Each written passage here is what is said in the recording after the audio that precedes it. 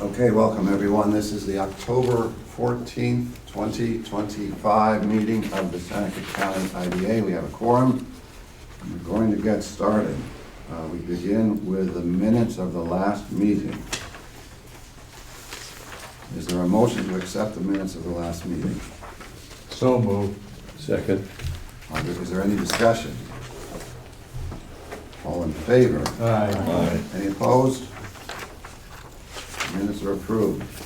Second, the financial statements through August. Mr. Kernan. Thank you.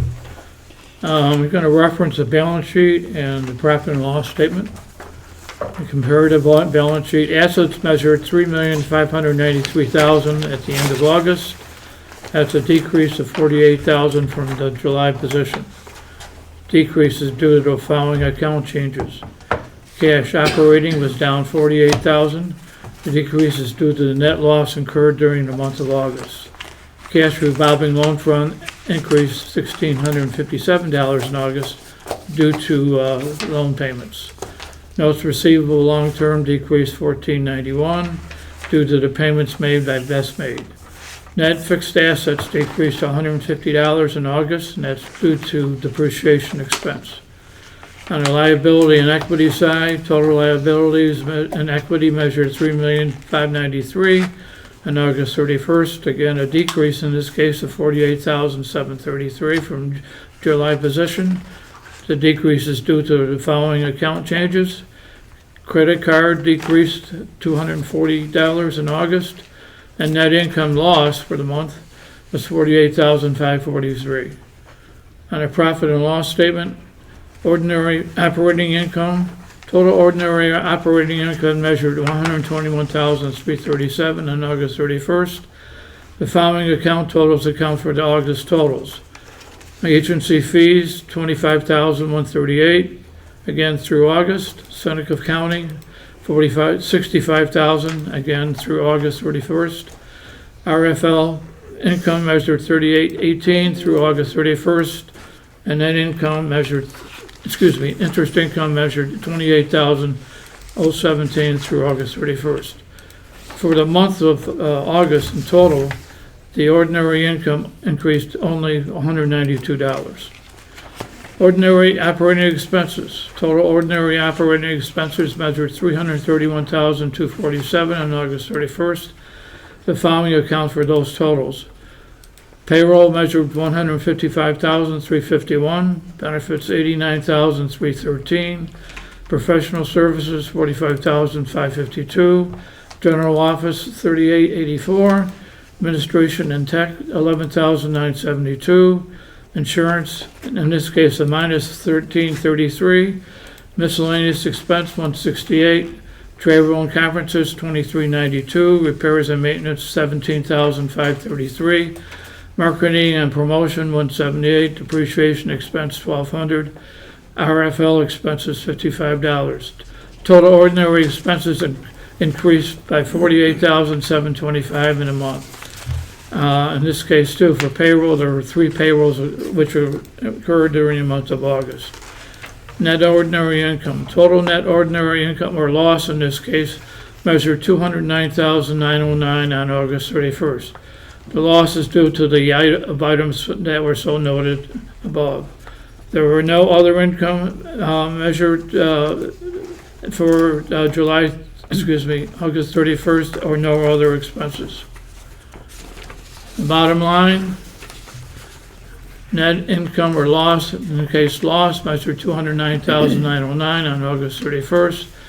The loss is due to ordinary operating income measuring $121,337, less ordinary operating expenses measuring $331,242 on August 31st. That's again a condensed review of both the balance sheet and the operating statement. Are there any questions? Questions for Bob? Thank you, Bob. Motion to approve the financial report. I so move. Seconds. Second. All in favor? Aye. Any opposed? Thank you, Bob. We've got a couple things on the agenda here, and the particular one that's coming up next is the local employment waiver that was requested. Before we do that, I'd like to just give a visitor a moment, 5 minutes max, to address the board in what you would call an open privilege of the floor, which we don't do on a normal basis, but it's certainly something that if we have people here and who wish to speak to us, I think it's a good practice. So for the open privilege of the floor, we have a guest here. Can you tell us who you are and yeah, Sure, that's fine. Yeah, 5 minutes. I'll keep it shorter than that. How about that? My name is Tom Rizzo. I represent the Carpenters Union in this area. I oversee the solar initiative for New York State for the Carpenters Union. So I briefly want to talk to you about some up and coming projects that you have. Number one, Trelina, which is about an 80 megawatt farm. With local labor, with all the work in the area, when a developer comes in and asks for a waiver, you might want to strongly consider that. In this area, I believe it's 70%. If they come to you for a waiver of 35 to 40% of local labor, I think that would be beneficial to Seneca County. Now, I say that because currently, right now, I'm overseeing a project in Genesee County, which is a 500 megawatt farm. And they have a local labor waiver of, I believe, 37 to 40%, somewhere in that window, okay? With that waiver, I was able to employ 200 new people into the workforce, 200. Yes, sir. When you say waiver, I'm not clear on what you mean by that. So if you had a 70% mandate, you'd have to pull 70% of the workforce from Seneca County. Okay? Mm-hmm. To me, with all the construction that's going on and what's about to happen, which is Micron in Syracuse, you're going to see a majority of your skilled trades migrate to that job. Okay, so in this area, it might be difficult to pull a 70% workforce. Okay, now you're always going to get travelers coming in from an out-of-town company. They bring their skilled staff or their people that know what's going on, and then the local support. So I would imagine the developer at some point will come to you and say, hey, we need a waiver because we're not going to be able to man the job locally at 70%. But what I'm saying is between 35 and 40%, you're going to still, on that project, you're probably going to employ about 100 to 150 local people to earn prevailing wage for, I would say, within a year to 18 months, whatever the time frame is. So you're saying you're in favor of such a waiver? That is correct. Okay. Just to clarify, the 35 to 40% local labor requirement is realistic in your view? Realistic. It's realistic. 70%, you may get there. I mean, when you're talking 400 people, right? So 280 people have to be local. There's a lot of construction out there. And if you talk to union or non-union, it doesn't really matter, union or non-union, everybody's scrambling for a workforce, right? But what I'm saying is on these projects, you're gonna locally be able to bring in people that maybe aren't in construction currently. Also think about the administrative side. Go to the developer or the EPC that comes in and say, hey, can we put 1 or 2 admins on the staff? Because there's gonna be a lot of support staff on these projects. So you have great opportunity with what's coming. I guess my statement is just be realistic, because every job is looking for people to fill, whether it be union or non-union. That's to me, that's irrelevant. But you have some great programs in the area. I work with a lot of different programs. I work with reentry programs. I work with inner city programs, I work with workforce development, I work with BOCES. I'm sure in Seneca County, you have a lot of, the New York State Department of Unemployment, hold a job fair. Sign up on Friday, go to work on Monday type of thing. Right, so there's a lot of opportunity on these projects to give people a chance to earn a prevailing wage. Whatever that wage is, whether you're a laborer, carpenter, operator, electrician, iron worker. Right? So everybody has a different rate, but would be a good rate. Right? So I appreciate your time, and you guys have a lot of solar work coming. I mean, I'm looking at New York State, 30 billion in solar, 30 billion throughout the state. So, I appreciate your time, and if I can help anybody, I'll leave my card and we'll go from there. Thank you. Thank you. Thank you. Okay, number 3 on our agenda is a presentation by the Loki Brill Consulting Group. I think for your benefit, when the request came in to approve the waiver, the group here, I think, was a little unclear on really why the waiver was recommended, and then I think the group here is interested also in hearing if this is the first, if this would be the first of many successive requests for waivers. What do you expect down the line? Is this the first of many? And if we knew up front what they were going to be, we would have a better sense of evaluating the whole subject. So I'll let Kevin speak to the specifics on the waiver. I just want to introduce myself. I'm Jim Loki. I'm the CEO of Loki Brill Consulting Group. So we are local labor consultants for your group as well as many across the state. We currently work for over 20 different IDAs managing their local labor policies. I will agree with him, labor is really short right now. In general, it's very short. We have a lot of work going on in Western New York between solar operations that are happening across several of the counties. With a Fairlife project in Rochester, the Micron project is coming up. There's another massive project going on in Genesee County. So labor is stretched thin across the board. If you are thinking about making changes to the labor policy, talk with us. We can give you what the current trends are, what's changing around the county. We can be a resource for that as well, as far as what we're seeing, where are the people coming from.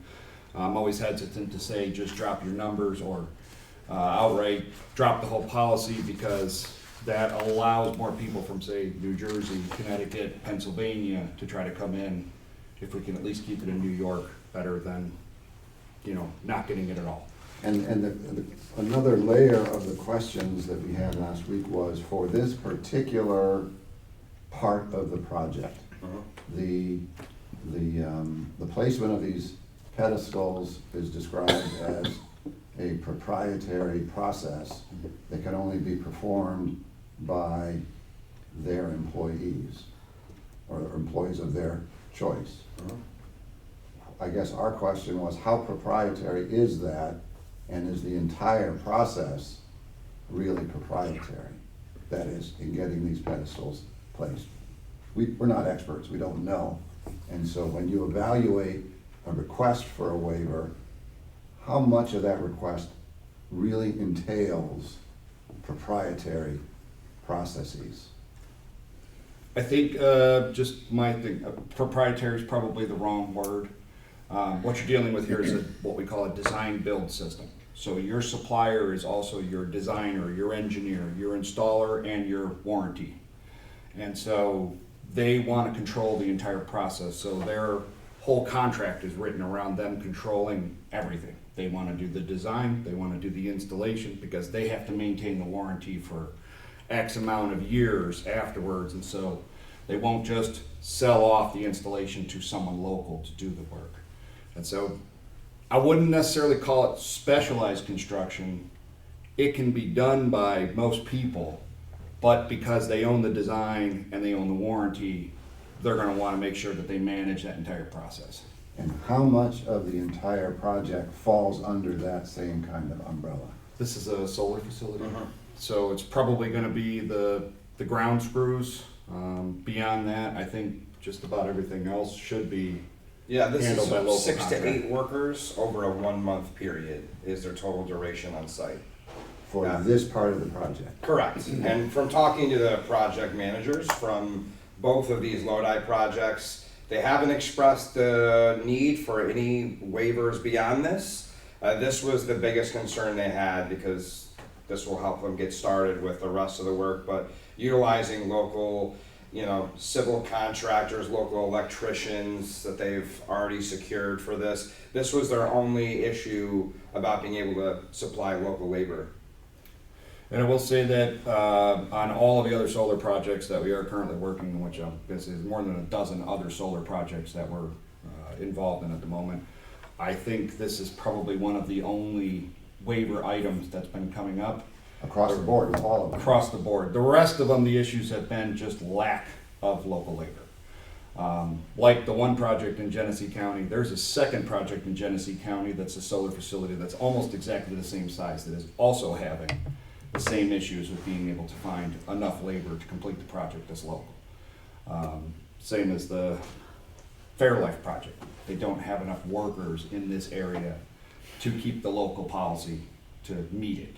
So there are waivers coming in for just a lack of local labor more than specialized contractors. Again, I don't mean to be, how do you know? I'm not being disrespectful here, with all due respect. When someone says, look, I can't find the right people, I gotta go outside the area, how hard are they trying? How can you confirm, and again, how do you know? So in most cases, there's a requirement where they have to reach out to the local building trades, where the project has to be posted publicly, thus giving local contractors the opportunity to bid on the work. So when it comes to a matter of a lack of local labor, whereas they say that there's no contractors available, for one, we want to see proof of communication that they had with the local halls. We reached out to the halls ourselves to determine they've had communication, they've been working together. Have they reached out to a number of local companies outside of that? Because it's not just union, for example. If you reached out to a number of non-union contractors as well, perhaps they can't bid on the project based on timetable or price or not having the And do you- workforce to do the job. Do you then contact, as part of your audit or your role in ensuring this, do you end up calling the same union halls or the same contractors? Yes, we do. So we have something called a due diligence report. So a due diligence report basically walks the applicant through all the steps that they have to follow before they even submit a waiver request to us. So that ensures that they've done their due diligence firstly in exhausting all opportunities to secure a local contractor. And then if they have all that and they've provided us all the evidence and they have a submission to us, then we do our due diligence to make sure that they've in fact done theirs. Then we ultimately provide our recommendation to the IDA. In this case with TerraSmart, it's a waiver we've seen for IDAs all across New York State. In Monroe County, we just approved a waiver for this contractor in Tompkins County, but we've seen this contractor all over the place. But obviously, as alluded to already, we are seeing a inavailability of local workforce for a multitude of trades, not just one over the other, but it's pretty much every one.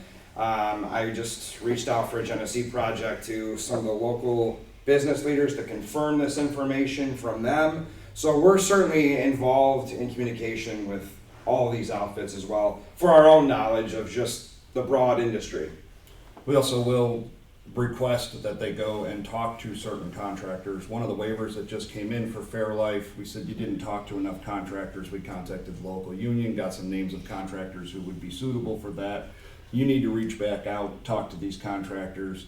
If they can't provide a price or it's not competitive, then we'll reconsider the waiver. But at this point, until you've done all of this, we're not going to consider the waiver. Questions? You seem very comfortable in asking for the waiver. I'm just wondering about in your initial presentation to the IDA, asking for the pilot. I never heard a mention of any waiver that might be coming down. Is that something we should be expecting going forward? Is this a normal course of action? When you guys do projects, you come back to the, Some developers who are used to going through the IDA process will know ahead of time who they're probably going to be asking for a waiver for. Other ones who are working with you for the first time most likely won't understand that these things are going to come up. And their contractors are not always very good at telling them ahead of time, well, we're gonna have to go with this person and you're gonna need to ask for a waiver well in advance. And the applicant might not always be familiar with who their GC wants to utilize, so sometimes that messaging doesn't always get across at the beginning. Once they've hired their GM's like, oh, there's a labor policy we have to abide by, and then here we are in this kind of situation. We try at the beginning of every project, when, as soon as your project is approved by the board, we will reach out to the general contractor and we have a sit down with every general contractor and explain the policy and explain the procedures. We explain how this is going to work, what documentation we're going to require. We go through every one of those documents with them and educate them on the policy. Some are easier to deal with than others. And obviously for you folks, we also do the local labor monitoring, so we visit all these project sites once a month to ensure that these projects are ultimately meeting their 70% overall goal. I think it was a couple of years ago we recommended that Onondaga County be added because we kept seeing workers coming from that area, so we did recommend expanding the local area in this case, and what you did, which certainly has helped things in that nature, but our job is to ensure that all these projects are upholding their side of the bargain. I mean, ideally they're getting close to 100%. That would be ideal, but that's not always realistic, obviously, but that's also what our involvement is in this process. and I'm just curious, being through this process a number of times, have you identified why there isn't enough labor? Other than you're saying there's a lot of construction. Yeah, the last couple of years has been a lot of construction. That's really what's generating the lack of labor. There's no one available to work. And, you know, at this point, I would say that, not to single out the unions, but the unions and the non-unions are struggling to get kids interested in doing trade work. So it's just been a challenge to fill the apprenticeship classes. Has there been any outreach to the school districts or anything like that? I was just gonna say. You know, I know that these guys do. They participate in WIMOCO programs. They do the job fairs. I know that the unions themselves go out. I know even the non-unions will attend a lot of the job fairs. I don't know how many of them are involved in the WIMOCO programs, but I do know that there is some outreach to the schools, but we aren't involved on that side. I just know that there is outreach out there. Other questions for our guests? Do you happen to know the list of people who were reached out to for the due diligence? For the TerraSmart one? For the TerraSmart one, in that case, no, they reached out to TerraSmart. They're a preferred vendor of this particular general contractor. No, They've for used- the contractors you said, well, we wanted to see if we could use someone else. Like, did they reach out to Sessler to see if they were interested in helping or something like that? Well, it depends on the waiver scope and what they're applying for. In this particular case, it was for like a warranty, specialized. If it was like a price point differential or whatever, they'd have to provide us their entire list of all the contractors that they did reach out to. We would look for copies of all bids in that case. Again, they chose this company based on their familiarity with them before. There are not a lot of companies that do the foundational ground screws within the Western New York area that we've seen. So again, it's very common for a lot of the IDAs we work for in Western New York for this particular company.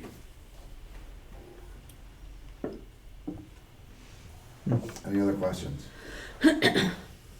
Thank you very much. Appreciate it. You're welcome. Appreciate you coming in. No problem. We'll be here if you have any other questions on the waiver. Okay, that takes us to the next item, the local labor policy waiver request. Sarah, do we have anything to update based on our discussion in the last round? No, I mean, really, you know, you have the materials again in your packet, just in case anybody, you know, wanted to look at them again. But it seemed like based on the nature of the discussion last time that, you know, you all really wanted to meet with our folks from the grill on the monitoring side of things and ask about that process. So I don't have anything to add at this point unless there are specific questions. Is there a motion to approve the waiver request? So moved. Second. Is there any discussion? I would just like to say that I came in here today prepared to vote against doing the waiver, but after hearing these guys talk, maybe we don't have a choice. Maybe that's what construction's up to these days. There's just not enough people to do the work. So let them bring in their special people and go forward, so. I'm on the same page as Ralph. I mean, I thought we had enough, but apparently not. Any other comments? All in favor of approving the waiver? Aye. Any opposed? The waiver has passed. Thank you. Thank you. The next item on the list, the engagement letter with Mango Metzger and Bar. Any comments, any discussion? Sarah, anything to be aware of here? So, for the folks that are on the IDA audit committee, they've already seen this and are recommending approval moving forward with Mango Metzger and Bar to conduct our 2025 audit. But for those of you that weren't at that meeting, just to give you an update, we have the price, and let me just try to find here. 15, Apologies, we had it highlighted before. 15,850. Thank you, Bob. So the audit this year has gone up just a little bit compared to last year. That's not unusual. But again, the audit committee is recommending approval of moving forward with this group. Do we have a motion to approve the engagement letter with Mango Metzger and Bar? So moved. Second. Any discussion? Roll call. Kevin?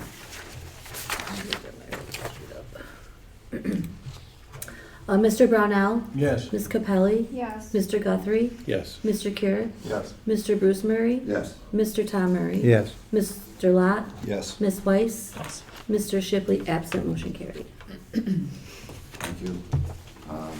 Next, review and discussion of the IDA strategic growth plan. So this is something that we also presented to the audit committee, in large part because, as you all know, the last 2 years have been very slow for us in terms of projects. And so we looked this year at our budget and our long-term forecast, and this growth plan that we put together, and are sort of seeing them all as complements to each other. So this is sort of the longest term, and then as we move through the agenda, you'll see we'll start getting a little bit narrower focus on the more immediate term things. But this is essentially our vision for the IDA and what we really want to be prioritizing our time on and focusing on to drive new project growth. So with that being said, I think we're missing. Is there a page? I think we're missing a page here. That's okay. So we do have some information in here about, or we did on the previous version anyway, but it must not have gotten printed off, which is okay.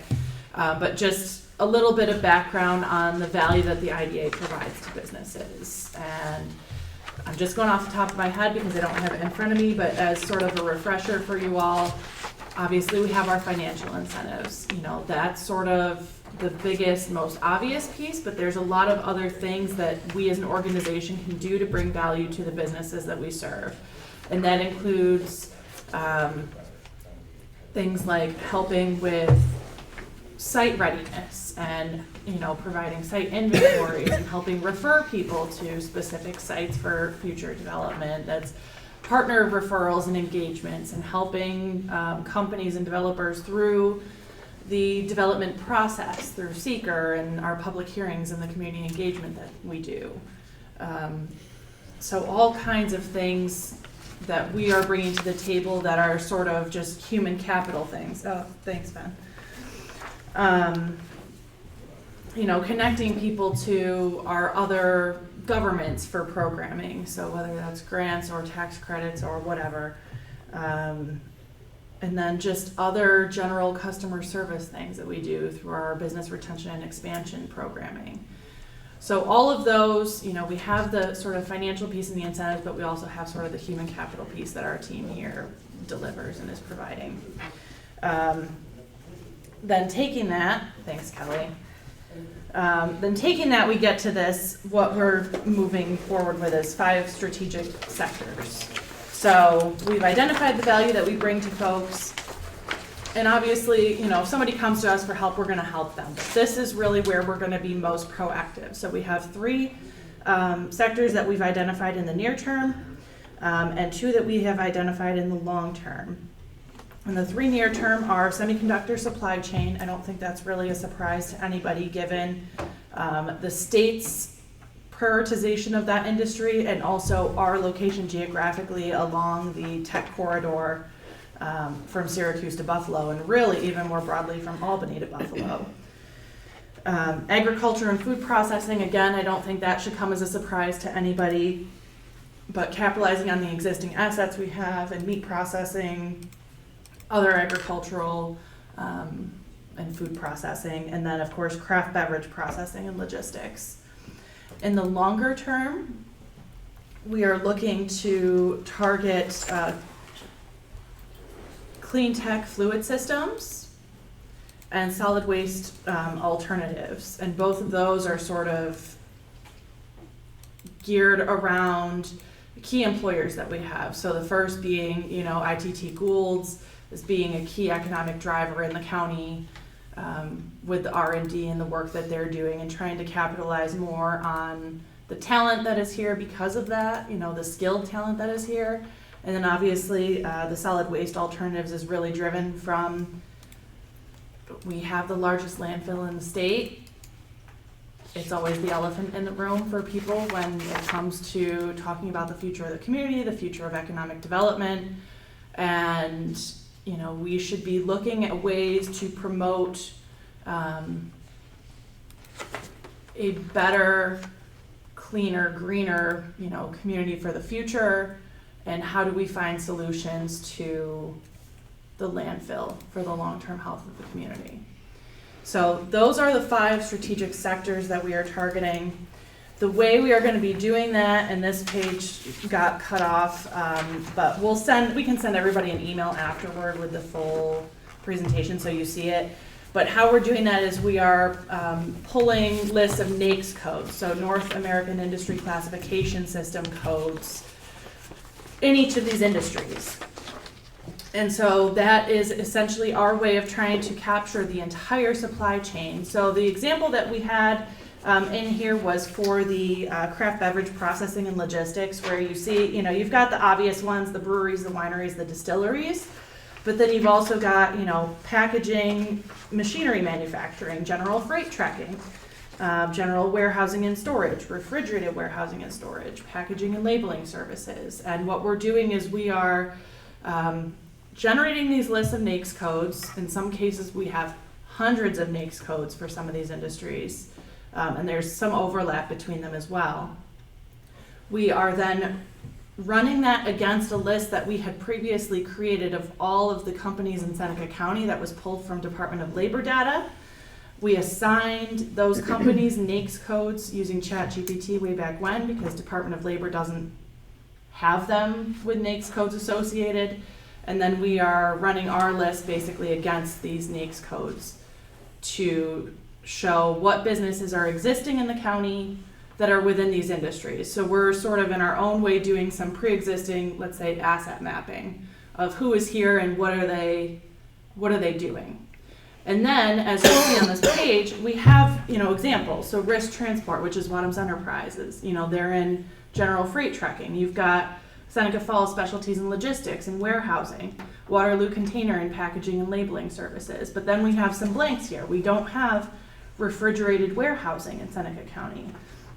We don't have packaging machinery manufacturing. So those would then be indicators to our organization and our team that maybe those are areas of future opportunity for us, and things worth pursuing. So this is really meant to target not just how we look at our existing businesses and how we, help them fit into the bigger picture, but also where do we see opportunities for new business attraction growth.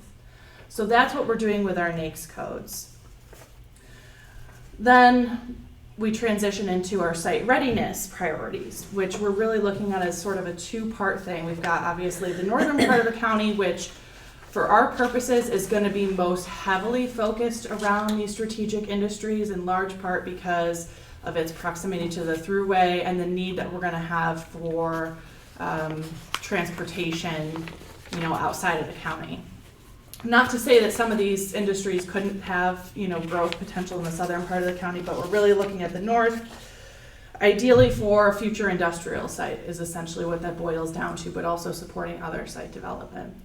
And then in the south, really focusing on support of the tourism industry, housing growth, and just quality of life improvements overall. So continuing to support Willard redevelopment opportunities, Village of Ovid redevelopment opportunities, but we don't necessarily see those as areas that the IDA is going to be the lead agency on. We're at this point really just a supporting agency and looking to take a bigger role when it comes to these 5 sectors that we have identified.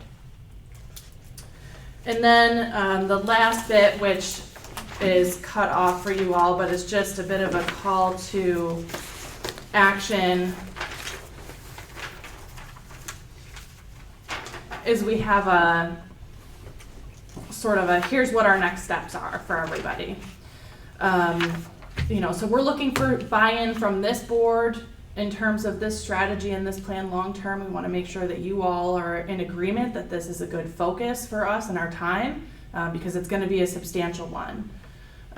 We're going to be looking to pursue very heavily shovel readiness, especially in context of our defederalized loan funds that we're working on securing. We're going to be looking to develop industry-specific marketing for each of these and maybe work toward getting a project's benefits calculator, maybe looking at something on our website that could do that. We do it already internally for companies. We'll model out a project for them, but maybe something that's a little bit easier for them to interact with. And then, of course, we'll be looking to track our success through our business retention and expansion program, trying to share as much information as we can with you all on the qualified leads, applications, and all of those things that come with a project and the development process for us. So that is sort of in a nutshell what our plan is. Okay. Can I Questions? add something here?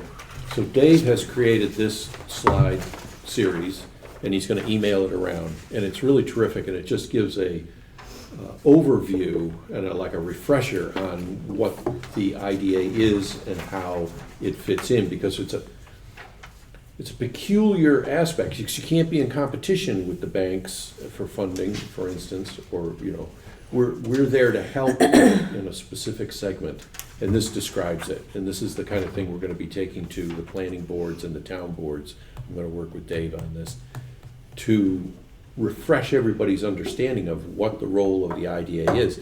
You've probably seen it in the Finger Lakes Times. There's a lot of people who they think the IDA is the worst organization that's ever been conceived of. And they think it's just a giveaway. And we've got to counteract that misinformation with some good solid information. And this fits in with all that other stuff. So there's lots of work going on. So that's it. Thanks. Okay, so part of what I think prompted this presentation is the 5-year forecast. And Sarah, do you want to take us through that? Sure. So let's start with the worst case. We'll go from worse news to better news. And so just as a refresher, the way we have always done our worst case long-term forecast is taking what we have as known revenues. And by that we mean things that are contracted or that we reasonably expect to have, you know, like interest income on CDs, that sort of thing. And then against budgeted expenses, and we always assume a 3% increase in expenses. So what you'll see is what the first column is, you know, our forecast for the remainder of the year. We are still expecting some agency fees to come in for this year. At this point, we're still expecting to close on those 2 Lodi solar projects that you all just approved the waiver for. So that revenue would be coming in. And based on our forecast for this year, we would expect to end the year with cash on hand of just over $1.5 million. All right. Then we have put in our proposed budget. But this is not the actual budget that you will be seeing. So this would be the proposed budget, but minus estimated agency fees. So this is only accounting for expected agency fees, which would be in this case, Scepter has an annual agency fee payment they make to us, and Finger Lakes Rail has an annual agency fee payment they make to us. There are no other projects included in this. So in the absence of any new agreements, we will run out of money in 2029. Yep. Is there any misunderstanding there? Is that minus 47,000 is what our checking account shows in 2029? We're technically out of cash. We're out of cash, yes. Isn't too good in 27 or 28? No, it isn't. No. So this is worst case, you know, basically if we can't close any new deals. This is, if we have another Great Depression era economically and no new business occurs, that's what this looks like. I was very encouraged what these guys were saying. If they haven't got enough labor around and they've got all these solar projects, it sounds like there's a lot going on around us. If there's all this construction going on, we're not getting our fair share here. Well, and Dave's been saying that we seem as a county to have a reputation of being difficult to deal with. So I don't know whether that's influencing this or not, but. I think a lot of these projects that we're talking about are also government funded. as part of it. Well, we can draw labor from around, but labor's short everywhere. So we have a worst case scenario. Yes. What's a better case scenario? So the better case scenario is the one, if you flip the page over, it's forecasting income. And so what we've done here is we've added in a line, or a few lines you'll see, because we've broken it down for you, of estimated agency fees. And we have estimated those in a combination of ways. So you'll see the total line, you know, if you go across estimated agency fees in the bigger font. The smaller font is sort of the makeup of that. So these are by industry: ag and food processing, craft beverage processing and logistics, hospitality, manufacturing, and renewable energy are the ones that we're sort of tracking right now. And just for clarity, if it says $60,000 in agency fees, what is the size of the project? So there are two different answers to that, because it's sort of, these numbers are coming from two different methodologies. In the first, let's say, 3 years of this, so 2026 through 2028, those numbers are being driven by projects that we know about. So projects that are actively in our pipeline that we are tracking and have some information for. We are estimating the likelihood of those projects closing times what we estimate the agency fee to be. So the agency fees that you see being estimated in 2026 through 2028 are a portion of what they would actually be upon closing. And agency fees are, once again, 1% of the capital. 1% of the capital cost of a project. So if you look at 2029 through 2031, we would have normally shown a significant drop off because of the projects in our pipeline. It becomes much trickier to actively try to say something is going to close 5 years out. So what we have done really in methodology for those 3 years is to look at the target industries that we're going to be pursuing in that strategic plan.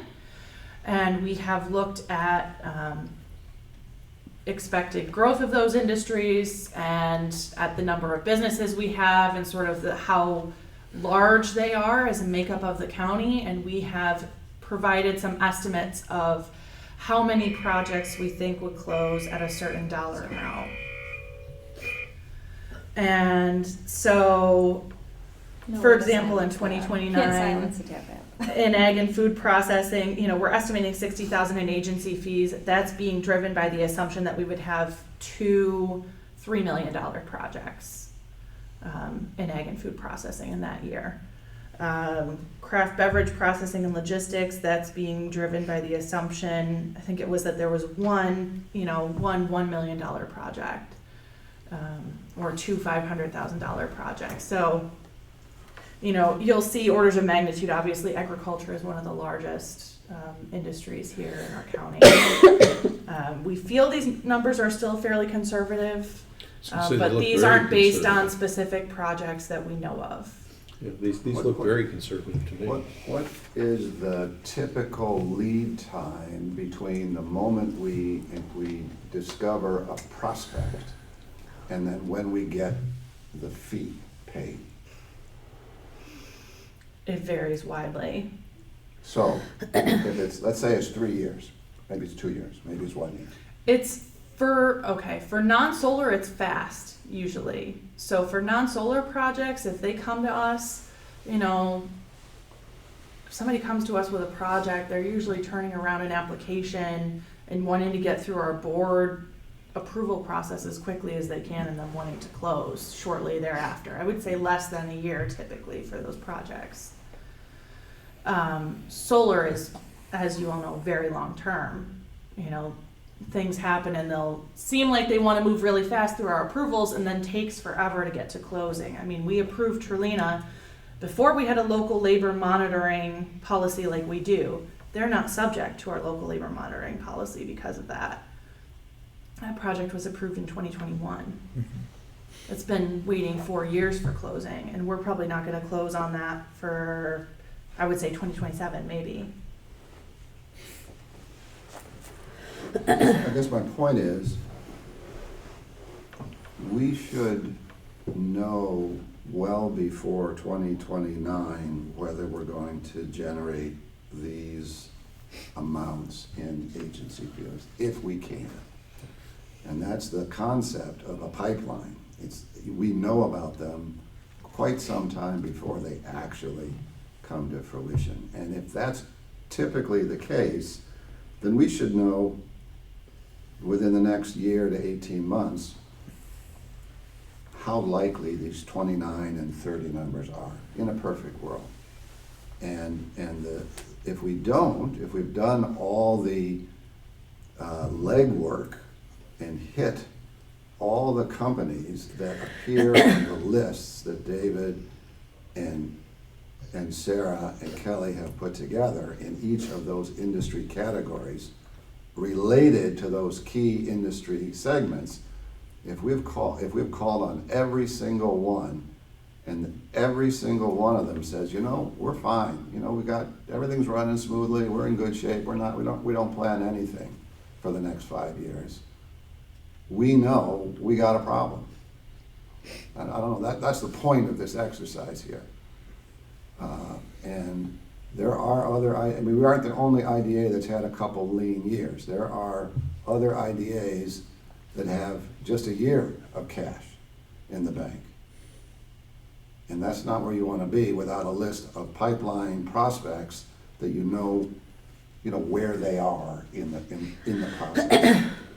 And the bottom line here, if all this comes to, if we can make all this happen, if we can do the work now and in the next 18 months, we should be able to know how realistic this is. That's my belief, certainly. Mm-hmm. But it means doing that inventory of all the businesses in the county, and there's a good start on that inventory. And sitting down with the people that are the principals, the decision makers in those companies, and saying, what are you planning? And if they're not planning anything, we need to recognize that's not an area of opportunity for us. And we need to listen at that time. We need to listen to what the objections are, and why aren't you planning? And what can we do to alter your plans? That's the only way I know how to do this. And it's face to face, it's getting to know their business, getting to know what's keeping them. If it's, as Ben can say, we've heard it, Tom Keim used to sit here and say the same thing, which is it's hard to do business in Seneca County. Just a comment too, if we went out one more year on this schedule, Yeah, you've got a problem. well, maybe, I guess. I'm depends just on what saying, you know. Depends on what, I guess, maybe 2032, But- it's possible, it's possible, Yes. wow, sure. Yeah.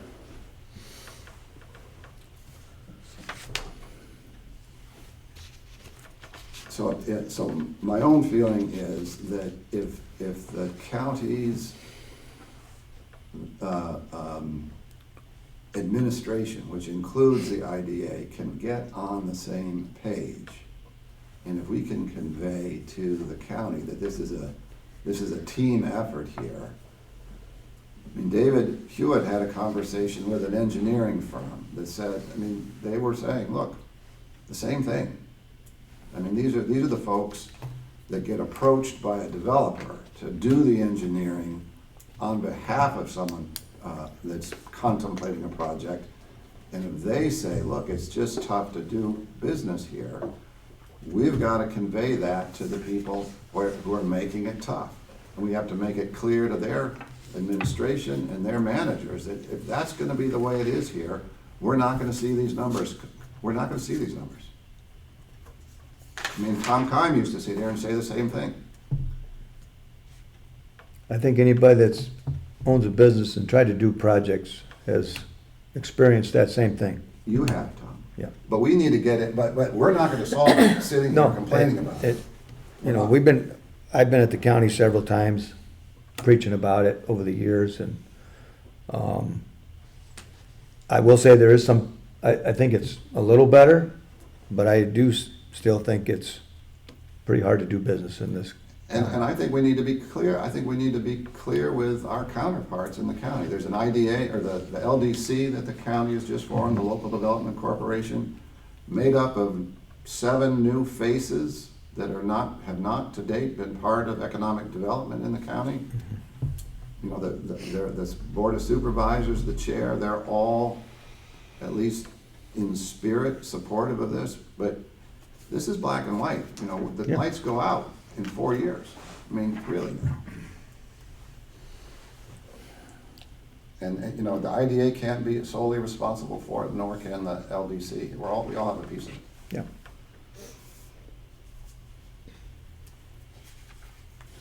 Any questions or comments? Yeah, I got one on the worst side. You mentioned the Lodi project, the closing this year and getting our money. How far along are they now? So the last I heard from the developer, they were getting the survey done and they had expected that to be done very shortly. And we're making it sound like that survey was one of the things that was needed, you know, was sort of holding up the closing. The other reason that I'm somewhat confidently saying that I think we're gonna close on it this year is because of the waiver discussion. So when the board tabled the waiver at the last meeting, the developer was getting nervous that things weren't gonna move forward. And, you know, they have their own sort of idea of when they would like to start construction. And they can't start construction until we close on an agreement. So, you know, it seems like all the pieces are moving in the right direction, and it's just been hard to get a definitive answer out of their attorneys as to when the actual closing will be. I guess my point is, we're almost at the end of the year now. I know. The solar systems are not moving like they should be. So that's all. So I don't really think you can count on that for this year. Maybe not. Okay, thank you. Other comments on the plan? Okay, thank you, Sarah and Dave. Next item is the presentation and approval of the proposed 2026 IDA budget. So this was also reviewed by the audit committee, and is being recommended for approval. You have, the first page, which is sort of the overview of the budget, and then the attached 2 pages are a more itemized version for you all to look at. And you'll actually see the breakdown of projects, and various line items, things under professional fees and services, whereas on the first page, you see it as sort of a consolidated whole. So I'll go through the detailed version. I'll kind of touch on the highlights for you all. For 2026, as you see, we've got the Scepter fee and the Finger Lakes rail fee. Those are the contractually sort of expected agency fees, and then you see $264,000 in estimated agency fees. That corresponds with what we've estimated in the forecast. In 24, that was attributable to a manufacturing project, and 240 to a renewable energy project. But again, if those projects close, the actual agency fees will be much higher.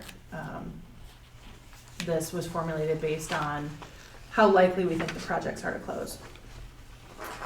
Other than that, we are budgeting $65,000 from the county. We did request $100,000, and I'm not sure what the status is of our request in comparison with what the county will actually end up passing for a budget. But, we do know that they've got some tough budgeting years ahead, and so are realistically thinking that maybe we'll be flat funded for a year. We were estimating rent income from leasing our office space out. We did have a potential tenant, as you all know, that was interested. They have since rescinded the interest. So we're back to square one in terms of finding a tenant, but still trying to push forward in that direction. Won't get into the RLF income. It's just really our loan interest and things being paid out, and then same with IDA interest income, largely from our CDs. So then moving on to the second, page of the detailed breakdown, we get into expenses. So you see payroll, you can see, itemized for myself, Kelly and Dave. Our benefits are broken out here, which thank you, Kelly, for doing that. This has been a tremendous amount of work for her, trying to piece out all of the various medical, costs with paychecks. So you'll see that there, Social Security, workers' comp, unemployment, New York State retirement. And then the medical line is the total, and then underneath that you see breakdowns for health, dental, vision. And then the paychecks fees are because we purchase our health insurance through paychecks, so they, charge a fee for administering that. Professional services, we have cut out the line for engineering, in large part because if we're going to have engineering work done this year, it'll end up being paid out of our defederalized loan funds, likely in conjunction with, shovel-ready site development. We've got our audit fee in here, and it shows up twice, so you'll notice, when we approved the audit fee, it was like 15,000 and change in total. Here it shows us 13,400. That's because that is the IDA portion. The single audit portion gets billed under an RLF expense, so that is also in here. Public relations, we're not expecting anything there. Accounting is holding steady. Business retention, we've cut that line. We have canceled our contract with Jim Armstrong. Going forward is a way to save expenses, and our staff will be fully handling our business retention and expansion in-house as we transition to our new strategy. Our bookkeeper, CFO, those lines are staying the same from previous years. Internet and network support, so that includes, our IT service support, our internet costs, that kind of thing. Payroll services, that's what we pay to paychecks for them to administer our payroll for us. And then, we have some legal costs estimated in here. Other than that, general office, there's nothing really crazy in there. Admin and technical, our dues and subscriptions are, one of the largest line items at just under 14,000. That's in large part because of the dues we pay to organizations like Greater Rochester Enterprise, New York State Economic Development Council, our CRM software is in there, chamber membership, all of those kinds of things. Insurance, you'll see the breakdown. So we've got our directors and officers plus our building liability insurance. About just under 9,000 in total for both of those. Travel and conferences, we're holding that steady and actually dropping it down from our 2025 budget a little bit, trying to be more conservative with our spending. And then repairs and maintenance obviously is a significant line, especially compared to where we were in 2024, but that's in large part this building. So we're estimating 33,204 in spending for related to this building. And then general marketing line of 5,000. That is more or less it. We are projecting with this budget a net loss of 120,000 for 2026. Questions?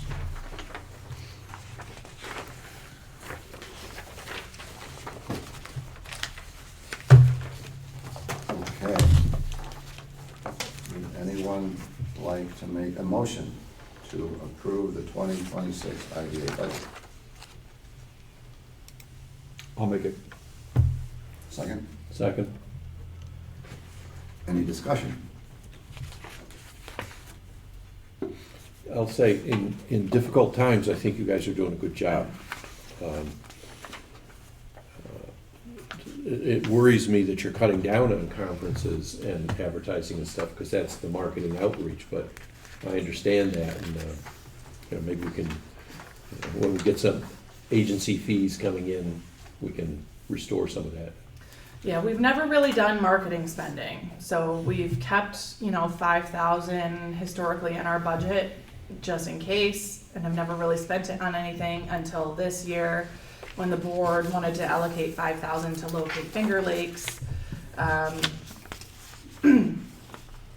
It is one of the things that we could be spending a lot of money on, but we really are trying to be very intentional about our use of funds, and it's very easy when it comes to marketing programs to have that money go out the door without any return coming in. So, Well, tangible return, the returns come in future years because of the awareness.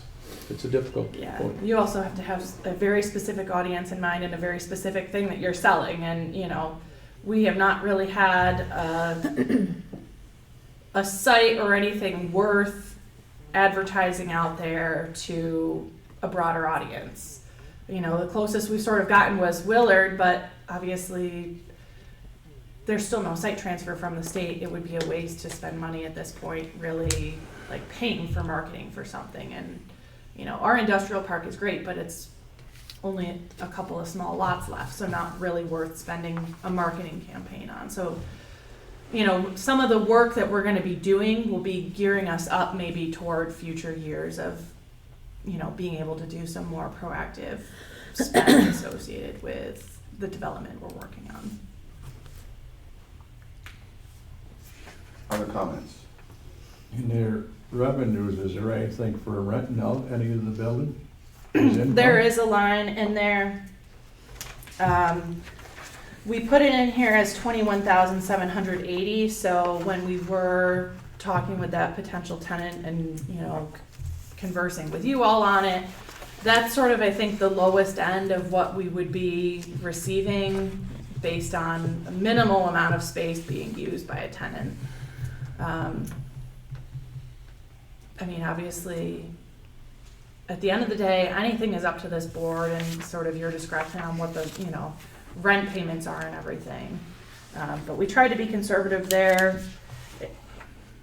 Maybe we should have taken it out after things fell through with that prospective tenant, but we'd like to think that we can,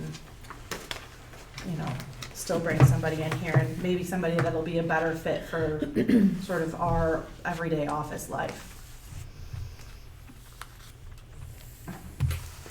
The one thing I would say is, we're getting about 11% of our operating expenses from the county. And what that does is it forces this organization to generate its own revenue. Having independence is great. I mean, you have the freedom to do what you need to do, but it doesn't come without some cost in actually generating agency fees from active solicitation and recruitment of developers and economic actors in the county. It's kind of holding our feet to the fire. It really is. It's what we should be doing. We're not living off the taxpayer. I don't think we should be. We should be better than that. Anyway, any other comments? I do know, so again, this came up in the audit, or in the finance committee, and I know it's a sensitive subject, and I'm not looking for, to make any drastic changes or anything like that or suggesting. But the medical cost, the health insurance is a fortune. And I know that part of it is our, we have 3 employees, so it is gonna be more expensive. Has there been any consideration of looking at what, even dropping down one plan, or, looking at what that would save and what that would mean? I mean, we're losing, hundreds of thousands a year. If there's an area that we could potentially save 20, 30,000 a year, has that been looked at all? Is really my only question. So you all have in front of you, Kelly had printed out, and I think we could probably pass the other ones down around the table, Kelly, that you. So what you have in front of you is a spreadsheet that shows, it's this This one too? long legal Just one. take that one. Sorry. Thanks, Kel. So this shows, the highlighted yellow line is our existing health insurance plan. The other lines are what Paychex has offered to us as sort of alternatives. And then the page that is going around right now is because we were asked to show a comparison with Seneca County. We are not a union here, obviously. I think you guys are all aware. The county does have a union, and while not all county employees are union employees, they still benefit from the union negotiated rates that are paid for health insurance. So the page that just went around shows, their first plan here, their Excelis Blue, which we have Excelis as well. If you compare, our existing plan for a single person is $1,400 roughly, whereas theirs is $955. We're not quite paying twice as much on some of these, but it's close. We don't have that kind of negotiating power. Ultimately, that's, any discussion of benefits, I think, is up to the board. I think that's as much as I'm going to say on this at this point. Is there any possibility that our insurance could be through the county, join their plan? I don't know.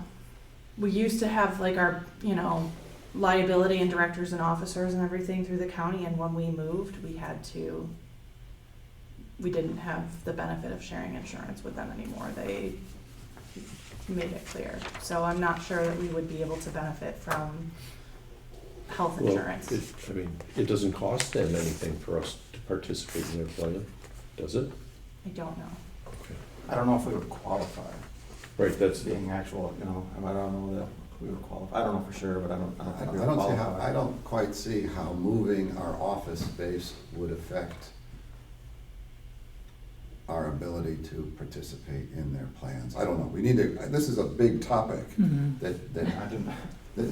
it's a big topic that before we do it, if we're to do anything, we gotta all understand it, and we're not there yet. And we're looking at our expenses, we're looking at our revenues, and I think it's prudent to do that. But until we fully understand them, I don't think it's prudent to suggest to make changes. So the just ongoing work is just to find out if there's a chance we could integrate into the county and get a cheaper rate. That's just a question to ask. Okay. Would the coverages be the same? So Oh, yeah. Yeah, it's gotta be this is apples for where we are apples. now. The highlighted is where, this is the plan we're on now. Excel is Platinum 2. Does the IDA cover 100% of that? Yes. So, okay, so there's no employee contribution towards that? Right. And the county has 10% employee contribution? Yes. Okay.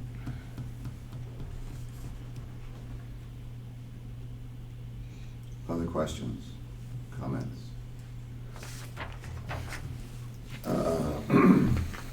We have a motion to approve the budget for '26.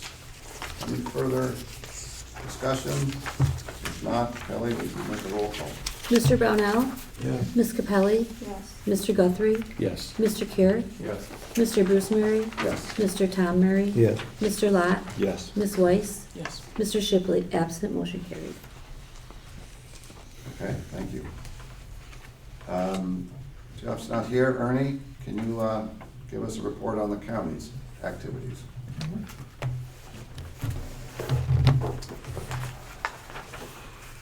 Major budget tonight, youth and health, nice and nice.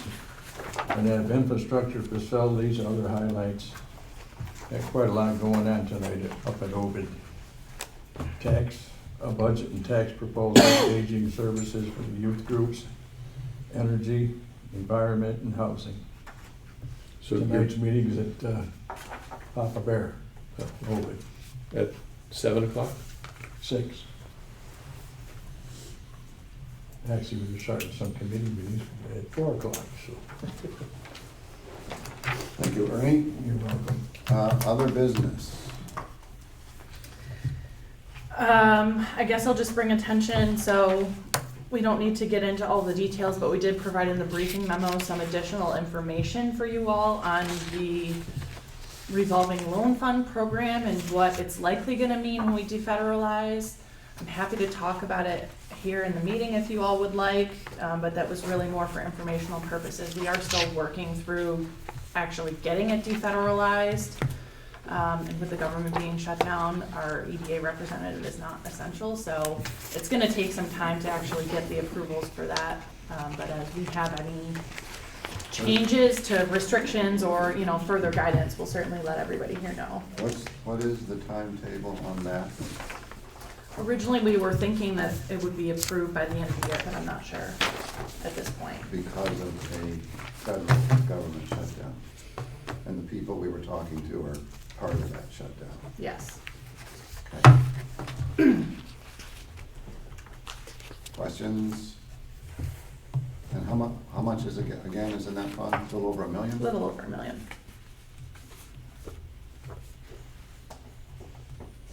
Okay.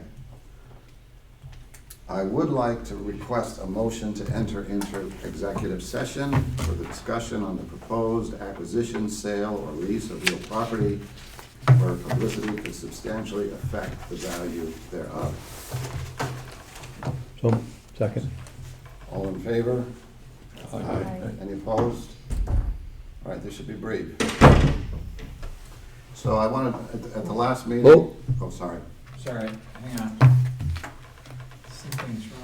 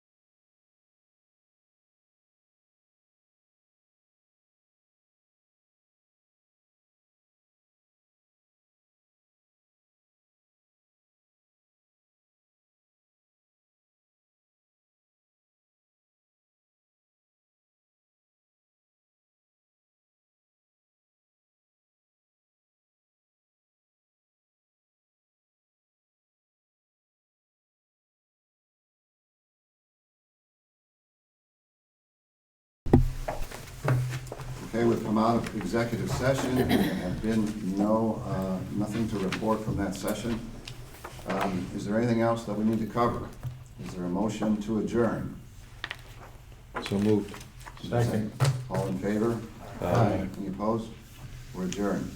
We are now going to move into the EDC meeting. So most of you are free to go if you would like. You're also welcome to stay. We only need Bruce and Ralph and Bob at Right, minimum. because Jeff is not here. Jeff is not here. See you next time. I gotta borrow you. Okay. I'll be right back.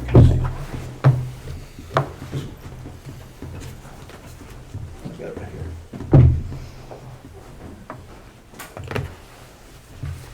So, I don't know whether it's anything or not, but a new dairy farm in Cybolt Road, Thompson Zone called Canova Spring Farms, has just been sold to another dairy out of Cuyahoga County.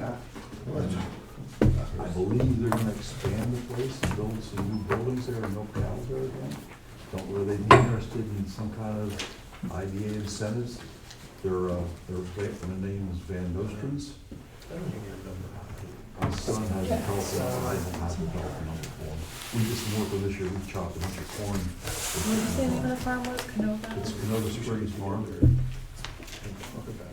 I can check. The issue with actual farms is the ag exemptions you guys get. I mean, you can't do that and IDA incentives, and generally I think ag exemptions Where they are go for that or not, generous. I don't know, but I Okay. thought maybe something to reach out for, and I'll get you a telephone number. Okay, yeah, that would be good. You said the last name was Van Nostrand. And they're from south of Genoa, about 5 or 6 miles. They were 41 horsepower dairy in Cuyahoga County, but they're surrounded by dairies at least as big as them or bigger, and they can't get land. Okay. And they just built a $10 million barn 2 years ago, and they're probably going to have to do at least that much money on this farm, Okay, building buildings. So, I don't know, we'll look into it. Thank you. maybe something. They haven't closed or anything like that, it just announced last Monday morning, so. Okay. Excuse me, one quick second.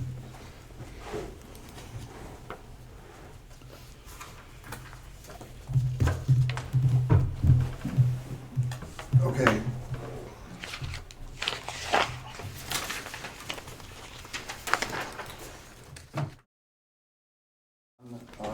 We are, yes, we're on. So I'd like to call this, the meeting, the EDC meeting to order. It's Tuesday, October 14th, 2025. We have the minutes to start with, to approve. Make a motion to approve the minutes? I'll second it.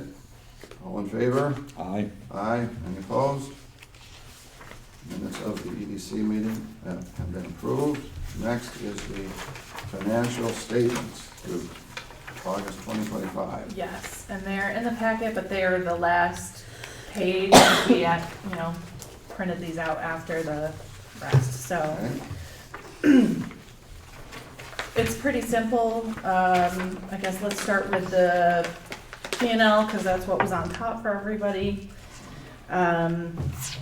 This is January through September of this year for the EDC. So we've had $1,647 in insurance expense. And then professional fees is largely the auditor at $5,850, and then CFO at $2,250. And then $50 in special fees and payments. That's for posting our stuff to the IRS or whatever the filing that we have to do. So that is our total expense of $9,797. We've earned $33.54 in interest income on a savings account. So overall, a net loss of $9,763.46. If you flip the page over, our balance sheet is on the other side. So we, as of September 30th, had $107,378.73 in our checking account. minus the loss brings our total equity to $107,378.78. Okay, any questions? We don't need to approve those, do we? You can, if you would like to. Motion approved. I second, all in favor? Aye. Aye. Any opposed? Those are passed. Next is the engagement letter, again with Mengel, Metzger and Bar, same, $6,075. That includes the regular audit plus the tax return. Is there a motion to approve the engagement letter? So moved. I second that. Kelly, we need a roll call. Mr. Murray? Yes. Mr. Lot? Yes. Mr. Shipley, absent, motion carried. Next is the budget.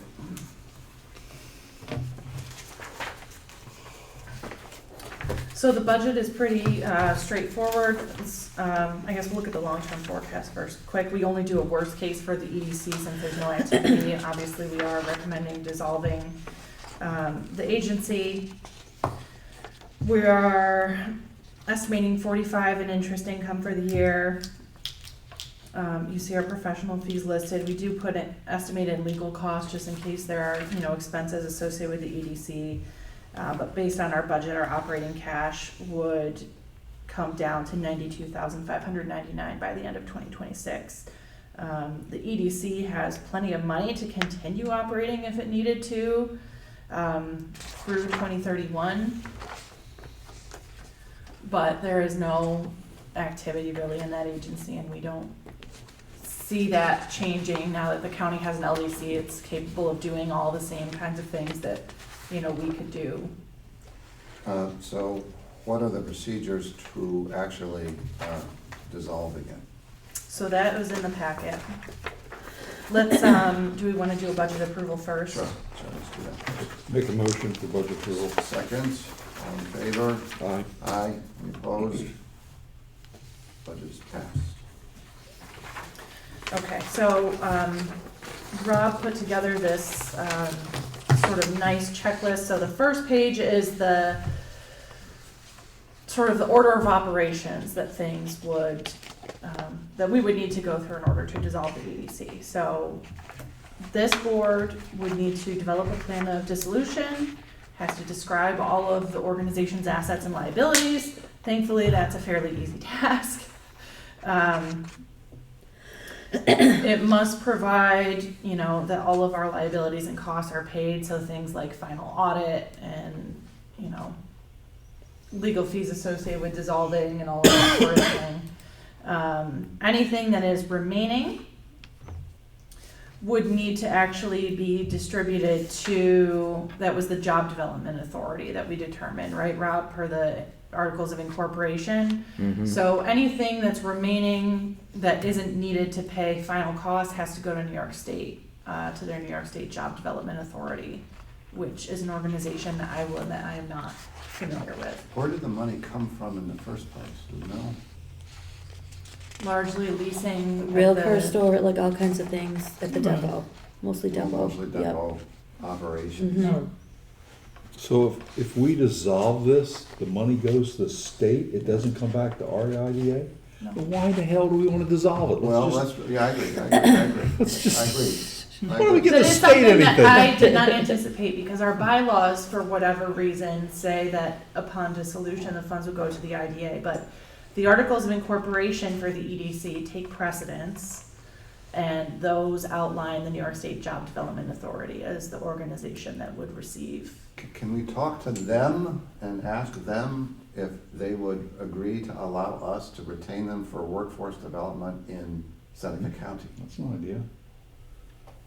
I'm gonna defer Rob on these questions. Yeah, I mean, you can. I don't know, though, the two options in the statute are either distribution to the municipalities within Seneca County or the Job Development Authority. We concluded it was a Job Development Authority because of the interplay between what was in the bylaws and that statute. And I can't recall exactly what the language was in the bylaws, or not the bylaws, the certificate of incorporation that I referred you to. So We under- have a printed copy of that Yeah, it's in actually here. attached to this. So the articles of incorporation are,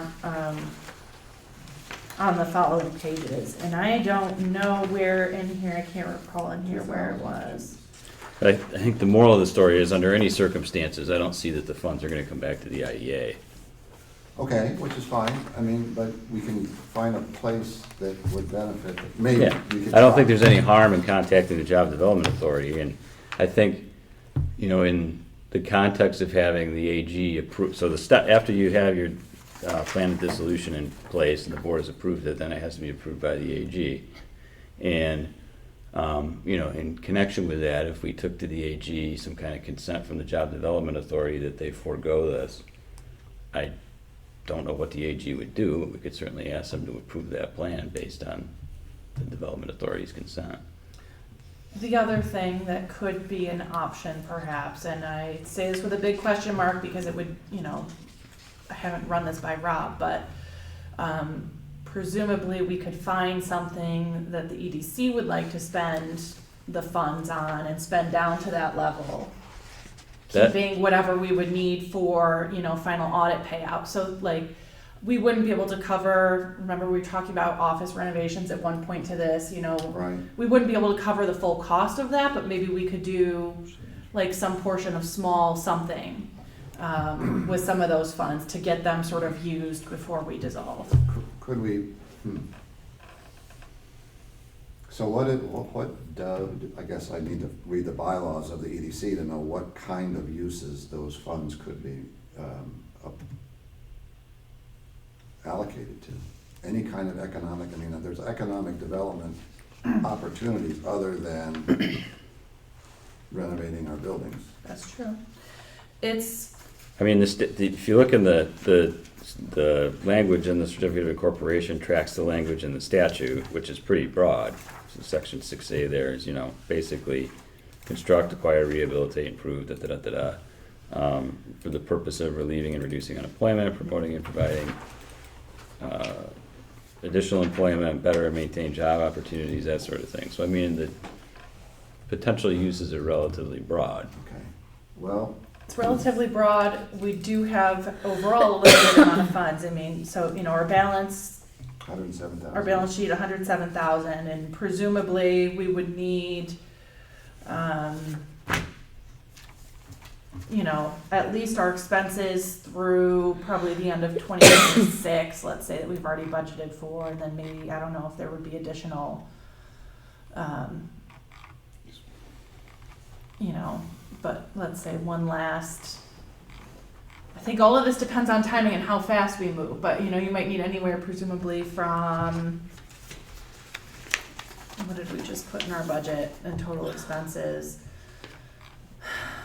13,000, you know, almost 14,000, so you'd need anywhere presumably between there and maybe twice that,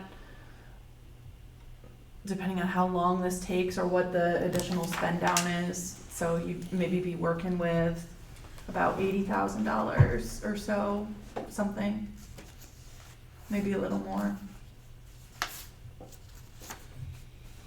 I think we could think of something to spend $80,000 on. I don't disagree. So I this do is, too. you know, obviously we wanted to bring this to you guys because we're talking about dissolution. We got to talk about what the steps look like and what all these things look like. But I think we need some time to really figure out what is it that we. I would prefer to just let it bleed down to nothing rather than give it to the state. If we can find someplace 80,000 or whatever, so be it. I mean, we've just formulated a new strategy. I think among the things that could be used is to apply that to, in the near term, to executing on this strategy. Now, exactly what that might be, I can think of a few things, but I think we ought to give it some thought. Is there any other organization within the county that functions like the EDC at all? The The LDC. county, the newly formed county Okay. LDC. Could that be transferred to that? I don't think, yes, it could be. I don't think we would do that. I would not recommend that. Just a question. Yeah, it's a good question. It could be. I don't think, not as part of a dissolution. You have to have some sort of arrangement, you know, some sort of transactional arrangement to move those funds. But I think we are, I think, look, I think this plan is excellent. I do, but it implies a whole lot of execution. And I think the first step is identified, that is, what's our list look like? But then after that, it's okay, what do we do with that information? And, you know, we zeroed out our marketing budget, but if it were, you know, if it were up to me, I would recommend using a portion of that in marketing. That means a different web presence, an improved web presence that basically focuses on this. And that is geared toward filling the pipeline and keeping the doors open.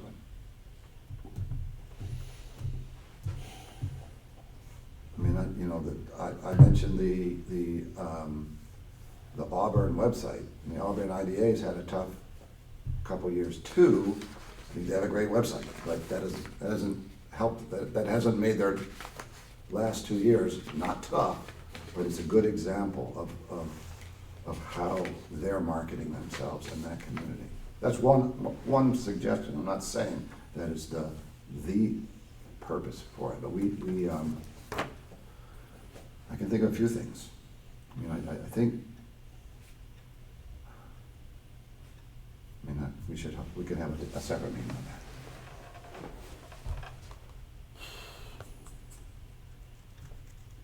that. Okay, any other discussion on this dissolution?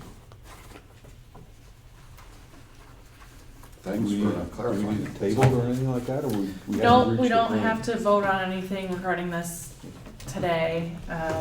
It's really a matter of if we want to move forward with it, actually putting together a plan that would come before you all for a vote. But obviously that is in large part going to depend on what we want to do with the remaining assets in the EDC. It's helpful to know. Thank you. Thank you, Rob. Any other business? No consideration of executive session. I'll take a motion to adjourn. So moved. Second, discussion, all in favor? Aye. Aye. Thank you. We are adjourned. We're at it again. Bob, you, I guess, are chairing the funding part. Alrighty. First item on the agenda is approval of the meeting minutes of May 13th. I'll move to approve the motion. Do we have a second? Must be me then. Huh? So it's the Ralph. three of you. Oh, No, Ralph, you this one Okay. too. All in favor? Aye. Aye. Opposed? Motion carried. The next item is to review the financial statements for August 2025. These numbers were included, I believe. On the back. Yeah, they're on the last page of the packet. Yeah. It was a handout, they're not stapled. I've got So the balance sheet is up for, oh, no, there's a P&L first, okay. So these are again, P&L should be the first one there at the back of the packet.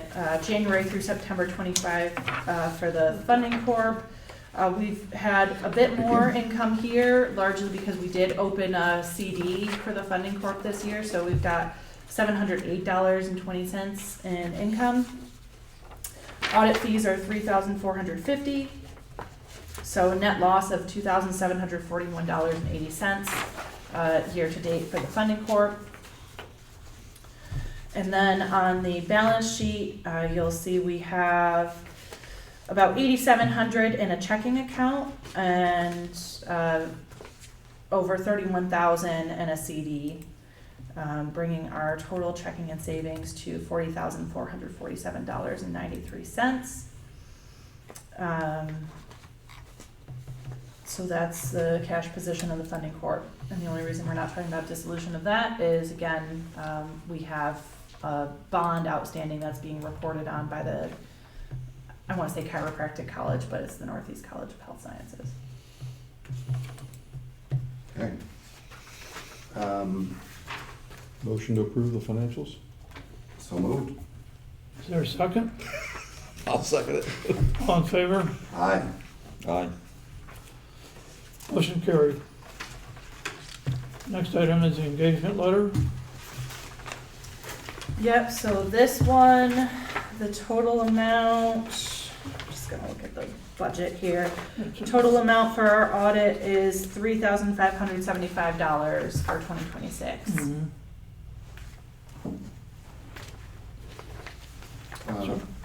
Any questions regarding the engagement letter? If not, I would accept a motion to approve the engagement letter for 2025 audit. So moved. Second. All in favor? Aye. Aye. Opposed? So carried. The long-term forecast, So for the funding corp, we only do a worst case similar to the EDC because there's no activity and no new revenue. The funding corp would have revenue if there was a bond project, it would receive an agency fee like the IDA does. In this long-term forecast, funding corp has enough funds to get through 2030, but is in the negative as of 2031. So what does that mean exactly? If we're protecting the bond or whatever for the bond for the chiropractic college, and we personally run out of money, we can't do an audit anymore after that, right? Unless we borrow money or? Well, this essentially is under the county. So This- the county The could. county will do the audit? Pay for I the don't audit? know. I don't It could know. be a Yeah, possibility. we have to, we have to. I mean, clearly, there's a linkage to the county that no one really remembers or understands. Yeah. So So we have to the go- county is the like sole member, I think, of the funding corp is how it's worded in the language, meaning that even though the board members are, you know, you guys are IDA board members and there's sort of a linkage to the IDA, by that there is no actual formal relationship between the IDA and the funding corp. Really, it's governed by the Board of Supervisors. You know, you guys are appointed by them, but the Seneca County is the like sole member of this funding corporation. I don't know off the top of my head when the bond is meant to be paid off fully and if that corresponds with this long-term forecast. I don't know, Kelly, do you happen to have an estimate of when that would be done? I'm thinking that there's like 5 million left, and it's usually like $1 million a year. So they it would be retire, roughly so- 5 years. I would think it'd be about that. So maybe 2030. I mean, should the IDA even be doing this if it's really the county's responsibility? Again, I don't know. We can find out. I would take all the paperwork you have and take it over to Mike Enzo and throw it on his desk. Here you go, this is yours. No. Well, I think we ended up sort of doing the staff administration of it because the Yeah, that The was, funding corp came about because when it was still the chiropractic college, they had a bond with the IDA. okay. And then state law changed and IDAs weren't able to do civic facility bonding anymore. And so they created all these other organizations, and now we have a funding corp that can do civic facility bonding. So it was really formed because of an IDA project, but because of all the law and everything, it was formed with the county being the sole member. So that's, I think, why it ended up with IDA staff doing the sort of day-to-day management, which is not that bad, but I mean, it is a good point of, I just worry that we're signing the engagement letter for the audit, right? as a funding corporation As a board. funding, but still, if we sign that engagement letter, when it comes to the point we don't have any more money left in the account to pay the bill, the IDA is gonna be on the hook to pay the auditors. No? No. No? Okay. Nope. No, that's not my understanding. I mean, the funding corp and the IDA are separate. The only reason that you're involved is because, I'm assuming you make a recommendation to the county legislature for board members every year. It's convenient for us to And just have they you guys. appoint you. We're taking work from, we're taking something off there. agenda. Well, so even though you guys are IDA board members, you are not on this board as IDA. Right. You are Funding Corp board members, appointed separately to this Okay. board. All right. For our purposes as staff, it's convenient to be able to do these meetings back to back and to just have the same faces, especially when there's no business going on. Like, it would be nearly impossible to try to do a recruitment for board members Sure. for an organization that doesn't really do anything. Right. So there is no liability on the IDA for this whatsoever. They're completely separate. Good. It is a great question of what happens, and we've got to figure that out, especially in context of when is the bond really going to be done, and you know, how do we sort of plan if the bond isn't done yet, but the money's going to run out? Like, how do we handle that? And it may be just going to the county and maybe asking for a allocation just to get us through. Mhm. It wouldn't probably have to be very big either. Okay. That makes sense.